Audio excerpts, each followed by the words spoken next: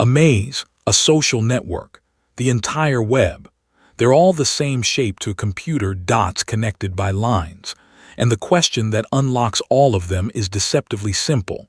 How do you visit every spot exactly once without wandering in circles forever? Two algorithms answer that: breadth-first search and depth-first search. They're the foundation of everything from GPS to web crawlers, and a guaranteed interview topic. In the next few minutes, you'll see exactly how each one explores and when to reach for which. This is Logic Lab, where computer science becomes something you can see. Today, the two ways to explore anything connected and the simple data structure behind each. First, the shape. A graph is just nodes, the dots, joined by edges, the lines. Those dots could be cities joined by roads, people joined by friendships, or web pages joined by links. Exploring a graph means visiting the nodes by following the edges. But there's a trap: cycles. Follow the edges blindly and you'll loop back to where you started, around and around forever. The fix is one simple rule: mark each node the moment you visit it, and never visit a marked node again. The first strategy is breadth-first search. Start at a node and explore in rings. First all of its direct neighbors, then all of their neighbors, then the next ring out. You finish everything close before you ever go far. What keeps the rings in order is a queue: first in, first out, like a line at a checkout.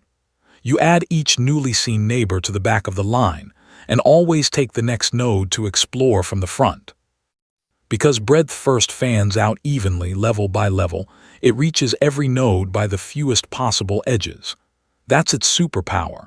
In an unweighted graph, it finds the shortest path. The second strategy is depth-first search, the exact opposite instinct. Pick one path and plunge as deep as you can, following edge after edge until you hit a dead end.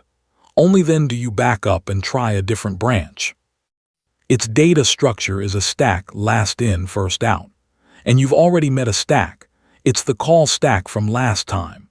So the simplest way to write depth-first search is just to let a function call itself. Recursion does the stacking for you. So depth-first dives down one branch to the bottom, hits a wall, backtracks to the last fork, and tries the next branch, threading through the whole graph one deep path at a time. So which do you pick?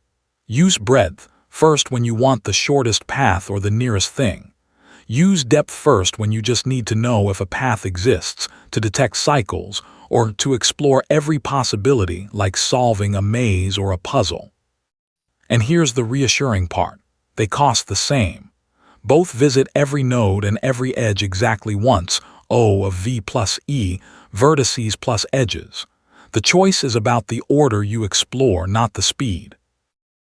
These two are hiding everywhere: maze and puzzle solvers, web crawlers indexing the internet, the degrees of separation between two people, garbage collectors finding live objects, and network routing. All of it is breadth first or depth first in disguise. Master these two traversals and most graph problems become a variation on a theme you already know. Pick your data structure. Mark what you've visited and explore. Recap: a graph is nodes and edges. Mark visited to avoid cycles. Breadth first explores in rings with a queue and finds shortest paths. Depth first plunges deep with a stack or recursion and is great for existence and cycles. Both are O of V plus E. The difference is the order. Breadth first finds the fewest edges, but what if the edges aren't equal and some roads are longer than others? Then you need something smarter.